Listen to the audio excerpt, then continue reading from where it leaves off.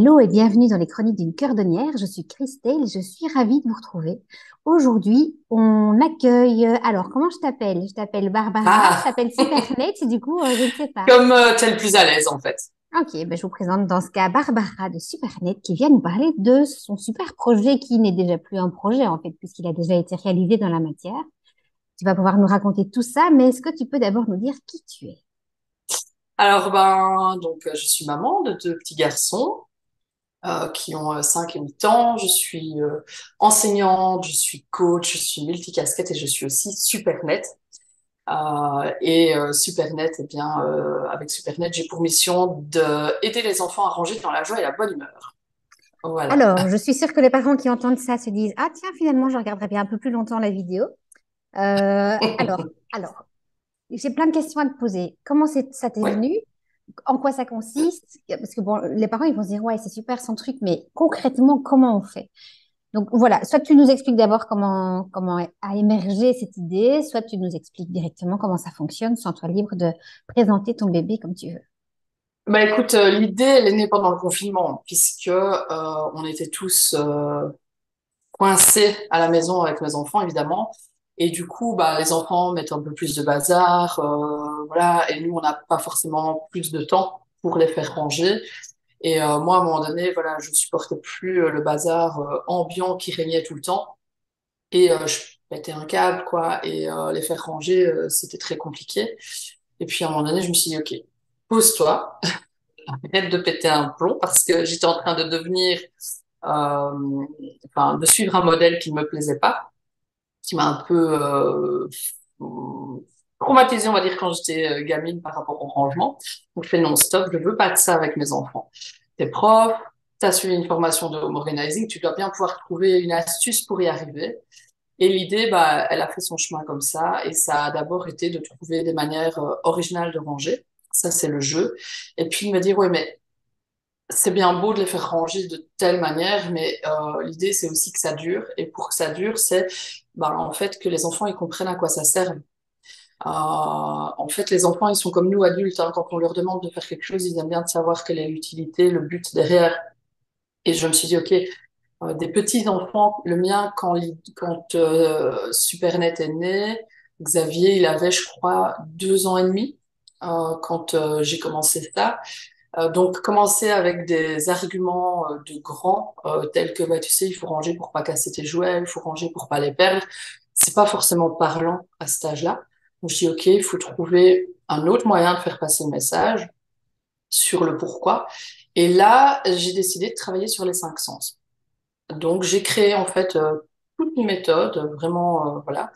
Euh, Connaissant les outils du coaching, puisque je suis aussi coach, je sais que les métaphores, c'est un outil très puissant en général en coaching. Hein. On dit souvent mieux vaut un dessin qu'un long discours. Bah, c'est un peu le principe. J'ai OK, mais ici, comment est-ce que je peux faire passer une métaphore à cet âge-là? Et je me suis dit, bah, en fait, je vais lui faire ressentir dans son corps. Je vais vraiment travailler avec ses 5 sens et lui faire sentir ce que ça fait le bazar ou sentir ce que ça fait le rangement. Et pourquoi maman, elle s'énerve, qu'est-ce que moi je ressens en tant que maman bah, quand je m'énerve comme ça. Et j'ai tout doucement créé des petites expériences comme ça, des petits jeux sensoriels pour faire passer le message. Est-ce Donc ça, c'est qu'il y un en petit a un peu... que tu peux nous partager, sans spoiler ton jeu évidemment, mais est-ce qu'il y Oui, a un exemple concret de comment on fait pour faire ressentir dans le corps ce besoin de ouais. rangement?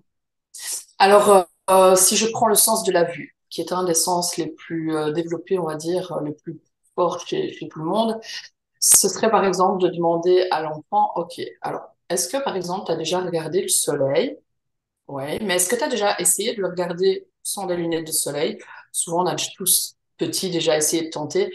Oui, oui. Et qu'est-ce que ça t'a fait quand tu as essayé de regarder le soleil sans les lunettes? Bah, j'ai pas su, en fait, c'est pas possible, ça pique les yeux. Et c'est d'aller questionner l'enfant sur son ressenti à ce moment-là, sans lui faire refaire l'expérience, on n'a pas envie qu'il se brûle les yeux, mais de le plonger alors dans le souvenir et dire, OK, bah, tu te souviens, bah oui, ça me piquait les yeux, ça me brûle, c'est pas agréable. Ok, d'accord.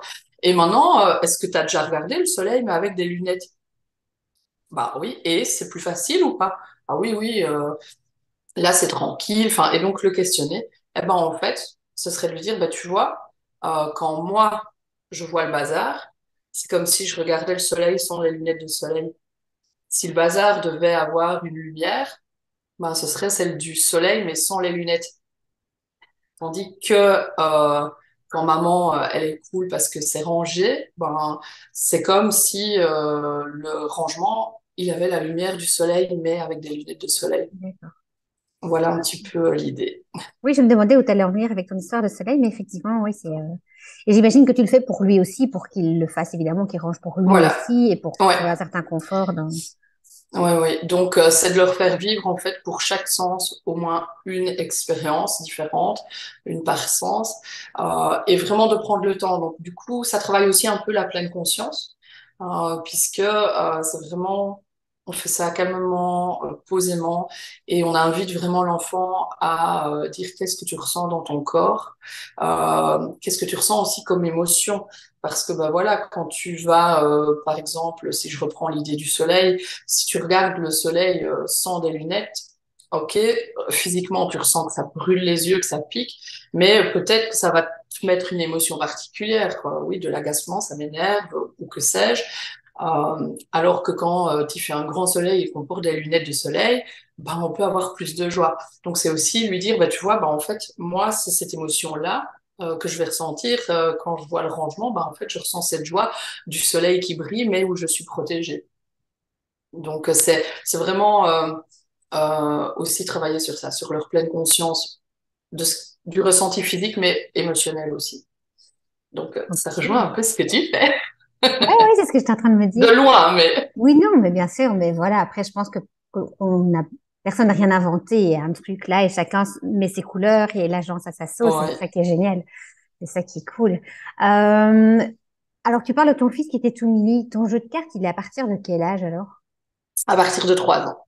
D'accord. Et À est-ce qu'il y partir de a une 3 ans. date de fin ou pas du tout? Alors, en fait, dans le jeu de cartes, il y a deux parties. Il y a une partie où là, oui, il y a vraiment un âge. J'ai mis 3-10 ans. On peut éventuellement pousser jusqu'à fin de primaire, selon un peu la maturité des enfants, on va dire, et leur réaction. Euh, et il y a une autre partie du jeu de cartes où là, c'est pour toute la famille, Hmm, ado, adulte, parce que c'est une partie où là, l'objectif est un peu différent. Donc en fait, attends, je vais te montrer. Il y a des cartes rouges, je ne sais pas si on voit, qui oui. sont à chaque fois illustrées, comme ça, voilà. Ça, c'est vraiment pour les 3-10 ans. Si c'est des illustrations de sketchnoting que je vois là. Oui, oui, Ah, c'est génial. ça. Oui, tu Extra. connais, hein. Bah oui, évidemment. Ah, c'est cool. Euh, cette partie-là, c'est vraiment pour les 3-10 ans. C'est tous des petits jeux qui vont faire ranger de manière ludique. Et où, justement, pour les petits, on va aussi pouvoir, bah ça c'est mon côté prof, travailler sur la psychomotricité fine. Tu vois, on va attraper une pince, style une pince à spaghetti, et on va attraper les jouets avec la pince. Et le but, ça va être d'aller les déposer dans le bac sans les faire tomber. On va travailler, pourquoi pas, les faire ranger par couleur. Donc chez les petits, on va aussi, bah, voilà, travailler d'autres choses en parallèle du rangement. Et l'autre partie dont je te parlais, qui elle est vraiment pour tout le monde, les ados, les adultes, enfin, voilà, c'est la partie jaune. Et en fait, ça, l'objectif de ces cartes-là, les défis, ça va être de créer l'habitude dans la famille. Puisqu'en fait, même pour nous adultes, on n'est pas toujours très enclin à ranger. L'exemple, c'est nous. Donc l'idée, bah, ça va être de créer cette habitude-là de manière amusante. Et donc, en fait, là, ce sont 21 challenges, 21 petits défis qui sont exprès sur des durées très courtes. Je ne sais pas si on le verra dans le bon sens. Ça Oui, c'est dans le varie bon sens. de 1 minute 30 à 5 minutes max, D'accord. exprès pour pouvoir adapter soit à l'âge, soit au degré de motivation. Parce que même nous, je dis toujours, on peut revenir de Guindaille et enfin de Fiesta pour les Français être fatigué le lendemain, pas forcément être super motivé, donc on va pouvoir choisir le timing D'accord. et éventuellement le modifier. Et en fait, je suis partie du principe des neurosciences où les études montrent qu'il faut en moyenne, et j'insiste, c'est une moyenne, 21 jours Hmm. au cerveau pour créer le changement, pour créer une nouvelle habitude. D'où l'idée d'avoir 21 défis. Et c'est des défis qui sont vraiment adapté à tout le monde. Donc, c'est-à-dire que, voilà, alors, attends, j'essaye de chercher un. Ici, par exemple, c'est ranger tout ce qui est musique. Bah, si je prends chez moi mes enfants de 3 ans, enfin, à l'époque, 3 ans et 5 ans, ils n'ont pas de MP3, enfin, ils n'ont pas Mm. de choses comme ça. Bah, là, ça va être de ranger, par exemple, la Luni. Ils ont une boîte à histoire. Ça pourrait être, on range la boîte à histoire. Donc, c'est vraiment conçu pour que tout le monde y trouve son compte dans les défis, petits comme grands. Ok. Donc, voilà. J'ai vu sur ta carte le petit personnage de Supernet que tu nous représentes fièrement aujourd'hui Oui. avec ta cape. Comment il est né ce personnage de Supernet? Parce que je sais que quand tu es en représentation dans des salons ou quoi, tu Oui, incarnes vraiment le personnage. oui, oui, oui, oui. Curieuse de savoir Oui. d'où il vient. Bah, écoute, j'ai toujours aimé, pourtant je suis pas branchée sur les films de super-héros et tout ça, mais je me suis rendu compte que quand je suis en classe, encore là, je viens de le faire aujourd'hui, quand je raconte certaines règles de grammaire et tout ça, c'est toujours des super-héros qui sortent. Et c'est vrai que bah, pour attirer l'attention des enfants, je trouve qu'un super-héros, c'est quelque chose qui marche bien, quoi, surtout chez les petits.